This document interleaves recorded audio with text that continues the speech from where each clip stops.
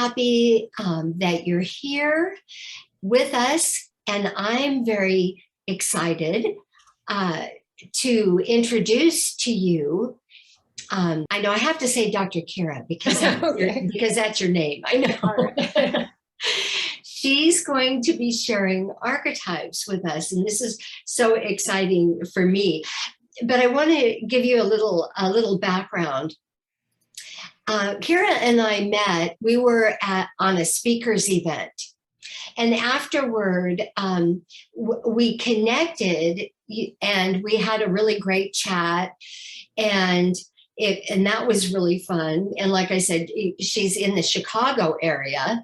So I don't know how I would have ever met her had we not been on that speaking event together, which has been so wonderful. And I actually did an Akashic reading for Kira after we had talked a couple of times.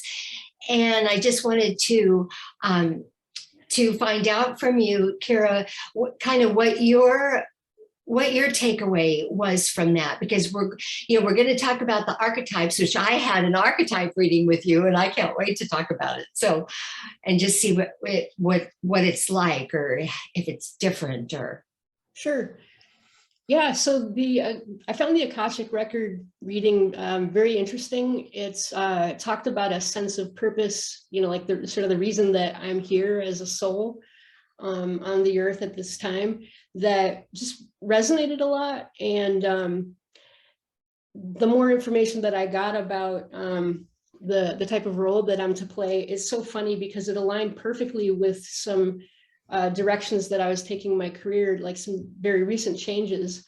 So it felt, right on, and it was an affirmation of what I'm up to career-wise. So it felt very gratifying. And then I chose to continue to work with you, Sharon, and diving deeper into the soul and why I'm here, and some of those things, and raising my vibration. Yes, thank you so much. And I'm so grateful. And then, because we're doing this together, I don't know about those of you that are listening, if you know much about archetypes. I have to tell you, I've heard about that word forever. And I knew it was some type of mythology. And I know lots of people talk about it, but I never got involved with it with all that I do. And so I had a really amazing reading with Kira that really, talk about affirmations, like we wonder, where does this stuff come from? Well, it all comes from the other dimension. And that's who we are and what we're doing. And so these are just ways to kind of embody it and to live from that powerful place, which is what I love about the work, that both of us do. But I just want to introduce, so Dr. Kira and I are together so that we can share with you the things that we have learned and have given us more life. So Kira, through her coaching program, which is called Love Monday, Kira helps clients wake up from scarcity thinking and tune into what they would really want, and to find the courage to choose themselves so they can finally live a life free of self-imposed limitation, and then embracing their passion and following their bliss. And she works with archetypes to give clients a soulful understanding of their personal makeup. So Dr. Kira has been coaching since 2015. She's a life coach, a life coach school certified, and certified coach in archetypal consultant, certified by Caroline Myss, and completed Byron Katie's School for the Work. She studied Conscious and Saybrook University, where she received her Ph.D. And she also earned an MBA from Duke and a BA at Carleton College, and Kara is an exile from corporate America, where she held the positions of project manager, and director at Fortune 100 and 500 companies. And she loves to hike with her dog, Malcolm. And Malcolm is adorable. I've only seen him on Zoom. Yeah. But anyway, and so I would love for you to jump in now, Kara, and we can begin. Okay. Have any of you heard about archetypes? Are you familiar with the concept of archetypes? Yes? No? Yes? Okay. And I'll just say a little bit, some opening comments about what archetypes are, because I think it means different things to different people. They are basically these patterns of consciousness. And one clear way to think about archetypes, for instance, the pantheon of gods that they had in the Greeks had and the Romans had are examples of archetypes. So if you think about Ares, the god of war, that's an archetype. And archetypes are these kind of like, they're patterns of consciousness. So they're kind of like characters that show up throughout history. And they show up in people, and they show up in stories. They show up in stories because that's a reflection of our humanity and, our personalities. But, like when we look at stories, it's helpful. It helps us see the archetypes very clearly. Joseph Campbell was one of the people who really brought the topic of archetypes into the consciousness, the modern consciousness. And he talked about the hero's journey. He identifies several specific archetypes that we see play out in the hero's journey, the first being, of course, the hero. And then the hero is typically accompanied by a sidekick. So, that could be Batman and Robin, or Sharon and I were talking about Star Wars the other day. So Han Solo is a sidekick to Luke. By the way, if you become interested in archetypes, George Lucas is a huge fan of archetypes and works very explicitly with archetypes in the stories that he tells. So they're quite clear to see. The mentor is another important archetype in the hero's journey. You see the mentor in characters like Obi-Wan Kenobi, and then Yoda, I believe, is also a mentor.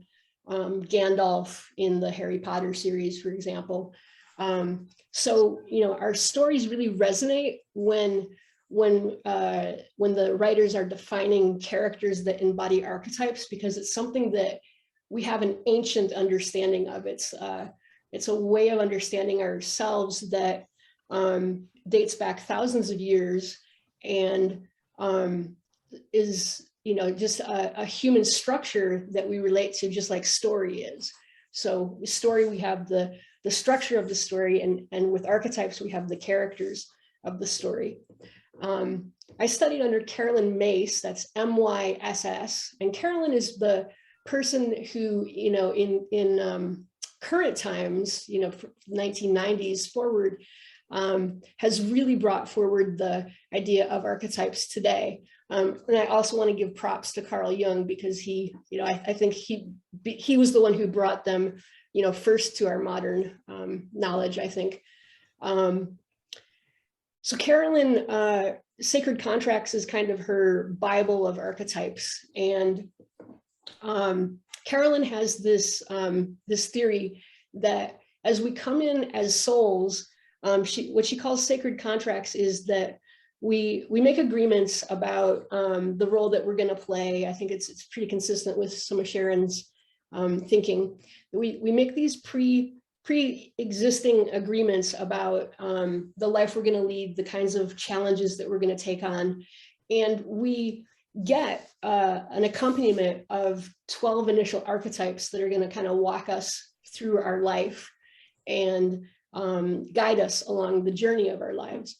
And I talked about some archetypes that we see in story. And there's thousands of archetypes. So, we could, bat around archetypes all night, but we won't. But like, for example, archetypes like mother is like a, pretty self-explanatory archetype. Something like mother has like several kind of like subdivisions. So there's the devouring mother, the selfless mother. There's these characteristics of mother that, may be particularly emphasized within a particular individual. And it's also important to know that while a lot of archetypes have a name that suggests a gender, they're all sort of gender free. So a man can have a mother aspect. He could embody a mother archetype, just as a woman could be a warrior or a hero or a king.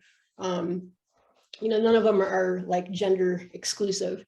So, the mother, the warrior, the priest, the teacher, these are just a few of the thousands of archetypes that are out there. One of the concepts that I love about archetypes is that the Greeks, this is kind of how, they saw the gods as these, other people that, were like better than them, these superior beings. But they also had this idea that, let's talk about Aries and he might be the Roman, but excuse me if I'm talking about the Roman god, but the god of war. They would say if a person was experiencing anger, their way of thinking about it was they were being possessed by Aries. So they wouldn't say he is angry like we say in English. Like that doesn't make any sense. He's anger. What is that? He is angry. I don't know what they would say in their language, but their conception of it was not that he is angry, but that he's being possessed by anger. He's being possessed by the god of war. And that's why, maybe this violent temper comes out. So it's not the person, it's just this possession of them that's happening. And that's very much how a lot of these archetypes get embodied. So like we talk about, I'm not a mother, and I don't think I have mother in my natal chart, but I had a weird experience of the mother archetype just, descending into me. I lived in Phoenix and I was lying on the floor with my puppy, and we're in Phoenix. Okay. So there's strange insects there. This spider, this large, shows up on her thigh. She's sleeping and this spider is on her thigh. And I freaked out. I don't know what I'm going to do about that. And I'm like debating, what do I do? Like, I can't swat it because it might bite me or her. I can't flick it away because who knows where it's going to go. And, my other dog was in the room too. So and it's a split second thing. And it's just one of those mother things. She's probably 30, 40 pounds because she's a big dog, even though she's a puppy. So I just grabbed her, I don't know, by the neck or the collar or something. And I just whisked her away. I just grabbed her and whisked her right out from underneath the spider. I don't know where the spider went, but, I just grabbed her.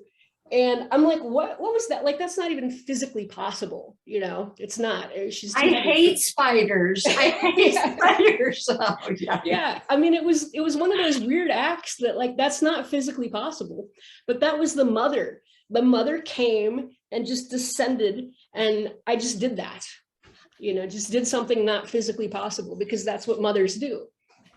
Yeah. And so that was the mother. Wow. So that's kind of my quick intro to what archetypes are.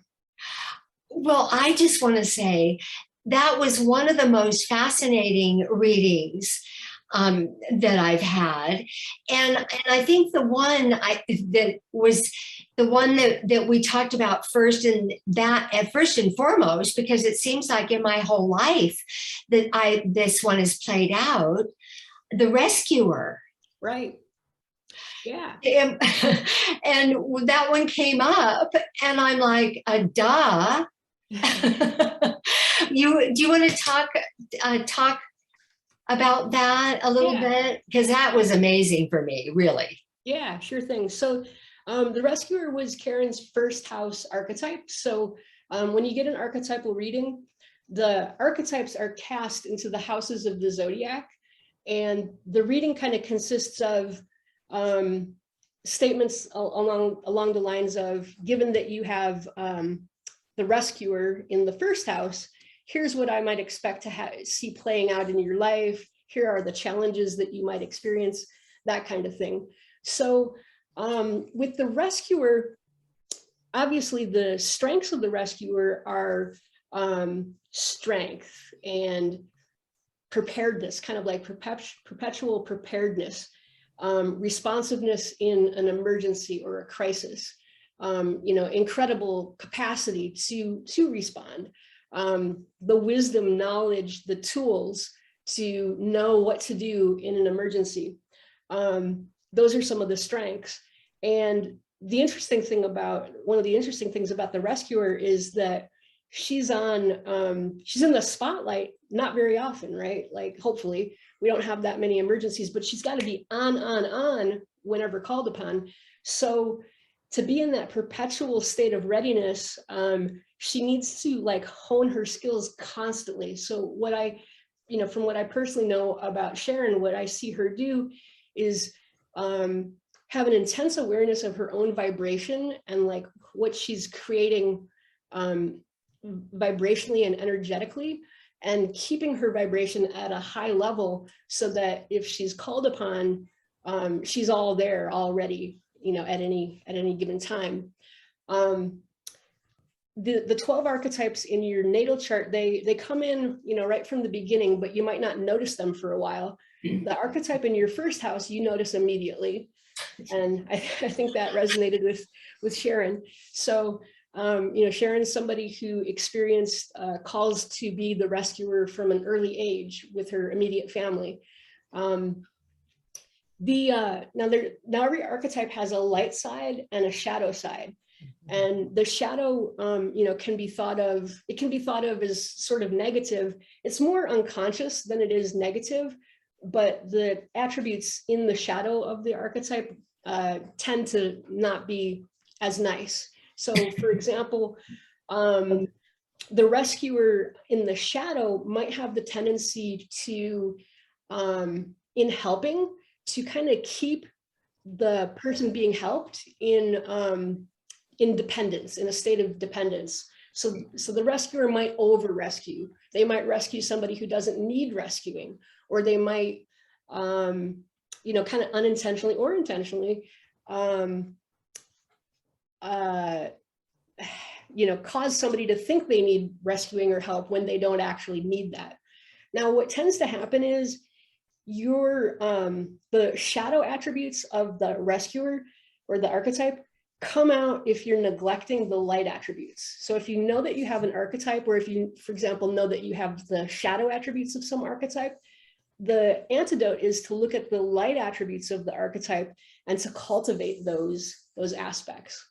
So if Sharon worries about, or if she knows that she's kind of like codependent with people, then she could focus on things like that readiness. Like maybe she's not recognizing that a lot of the rescuer is just to sit and wait and be patient, and that's most of the job, is just doing nothing. It's just being prepared. And, if you're a fireman, it's making sure you've got oxygen and the routes. I guess it's easy with phones now, but how your fire engine's going to get there and everything's working beautifully. And, all the hoses are going to work when you get there. So, and you practice, day after day after day, you're just focusing on those activities and knowing that that's your job, that being in this constant state of readiness is the job of the rescuer 98% of the time. I'll tell you, from the time I was born, taking care of my mother told me when I was like, I don't even know if I was walking, but she would take me shopping. She loved to go take me shopping because she had so much fun when I was with her when she shopped. Yeah. And it kind of just went on with like that with my whole life. So with my father too, and my sister and all of that. And I always thought it was my job. Right. I mean, I always knew, and people would ask me, why are you doing that? Even friends of mine, as I was getting older, they were, why are you doing that? I said, because I have to. And that was always the answer. So I just had to smile and giggle a little bit. That was the first one you told me. I'm going, duh. So it's so fascinating to me. And really all of them were, and you get this, when you do the whole reading, I have the pages and pages and pages with all of this, and like each one of us has that, it's all about us. And so we get all of that information, and it's just I think another conscious awareness. What we do with our spiritual practice is become more conscious aware. And I believe the way I've experienced your work, Kira, is just so much more, just broadens the scope of our conscious awareness about ourselves, and perhaps maybe why we do what we do, or something like that. Would you say? Yeah. Oh yeah, it's a lot about why we do what we do. Another aspect of Caroline's theory is that there are 4, if you do a reading, you pick your 12 archetypes in your natal chart, but 4 of them are kind of givens. So, and they're called the survival archetypes. And they have kind of challenging names. So it's the saboteur, the victim, the prostitute, and the child. And the child is one of 6 types of child archetypes. So, the prostitute's a real fun one. Like, what the heck is that? Everybody's a prostitute? What are you talking about? So the prostitute, that it could involve sex, but it typically doesn't. It has nothing to do really with sex. It's the idea that you sell yourself out for safety and security. And I don't know why she picked such a charged name. I like to think of it as the sellout is a little bit less charged, but the idea, if you think about it, like, we learn to be sellouts when we're babies, because we have to manipulate our parents to get our needs met. And we have very, very few tools to express our needs. So we figure out how to push our parents' buttons, and they respond, by giving us the food and the care that we need, and we're at their mercy. But the thing is that we learn this set of skills about how you manipulate other people to get what you need, and we kind of continue to use those tools throughout our lives. And it becomes there's always this choice about whether we kind of bet on ourselves and choose to take responsibility for our own security and hold ourselves in integrity, where we're not gonna do certain kind of work, we're not gonna get into a certain kind of relationship because it would cause us to lose our integrity in some way. And it's always enticing, like, there's a lot of money that you could get if you cross certain boundaries. There are a lot of, sometimes it's just a question of safety and security. A lot of women stay in relationships because of the safety and security. And, they don't want to face the scariness of that lack of the, what they're getting in the marriage, and I mean, I shouldn't even make it a gender thing. A lot of people remain in relationships for those reasons. People might stay, young adults might stay with their parents for too long out of this fear about, going out there and making their way. So they kind of trade in some of their freedom for security. And it's really it's at a soul level, that's too high a price. That's kind of the thing. It's like, at the soul level, what is it costing you? So the prostitute is kind of known by the shadow attributes, but the positive attributes of the prostitute are to know your worth, to value, to know it and to value it and to respect yourself and to insist that others respect you too. So each of these survival archetypes are things that we all share, and understanding where we're neglecting them and where we're honoring them answers a lot of questions about strange behavior we have in our lives. Yes. In the interest of time, I won't dive into the saboteur, but that's a fun one. I mean, that like a lot of us sabotage ourselves constantly, and it's because this saboteur archetype is expressing its shadow side. Well, you can talk a little bit more about that. I think that's really interesting if you want to say a little more about the saboteur. Yeah, so so the saboteur is about change, and I hang around with a lot of women in business and with entrepreneurial type activities. And one of the main things that women in these capacities face is a lot of fear about putting themselves out there, and a lot of fear about, just the idea of going into business for themselves. And, a lot of it is a protection against change and against the potential for rejection and things like that. Mm-hmm. Like our brain doesn't like it because our brain evolved in cave times when it was a good idea to stay in the cave and not venture out because the tiger might get you and you could die. But our brains, haven't caught up to the realities of today. So now it thinks that if we post something on social media, we might die. And I mean, your brain is literally thinking that.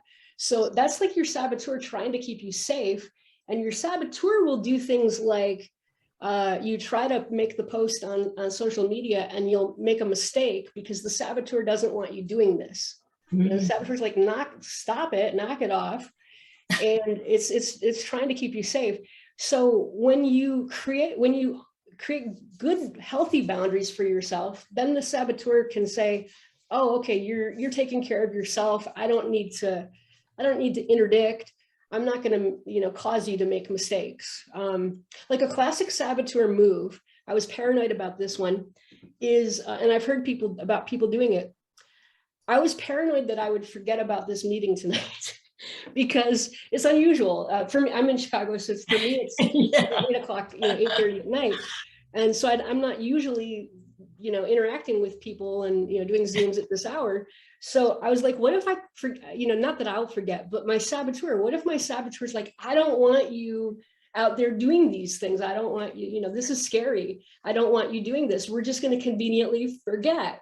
And, like when you forget stuff, when you forget your keys and it made you late for this appointment, that was your saboteur who hid the keys, shoved them under the piece of paper so that you didn't see them and made you late. That's your saboteur. And these things, I get it. I get it. These archetypes are petty. That's the funny thing. And that's why they're like the gods, like they're petty. If you don't honor them, they do mischievous things to call attention to themselves. You'd think they would be more mature, but they're not. Wow. Wow. Thank you so much, for explaining that. I mean, we could be here for days. Yeah. Believe me, with that whole list that I have, and it's fascinating, I believe, and I think it can be so, so helpful. We're going to, well, I just want to mention, those of you that are here live, do you want to tell them their special gift, Kara? Sure. So I'm putting in the chat right now a link. So as Sharon was kind of alluding to, I do archetypal readings. So I do I help you understand the 12 archetypes that accompany you on your life's journey. What I want to offer to each of you tonight is a free reading of one of your archetypes. And specifically, I want to look at the archetype of your highest potential. So it's kind of that, that archetype that speaks to, what you came here to express. Have you expressed it yet? How can you best express it? That's the archetype that I, am offering to take a look at with you for free. So it does require a little bit of work on your part. You have to identify your 12 archetypes in order to do it properly, because I I thought about some shortcuts and I thought, no, it's not the best way to do it.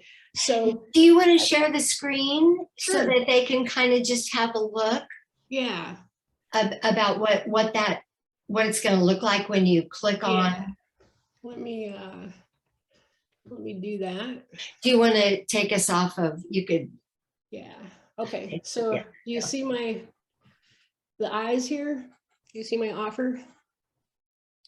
You can see my screen, Sharon?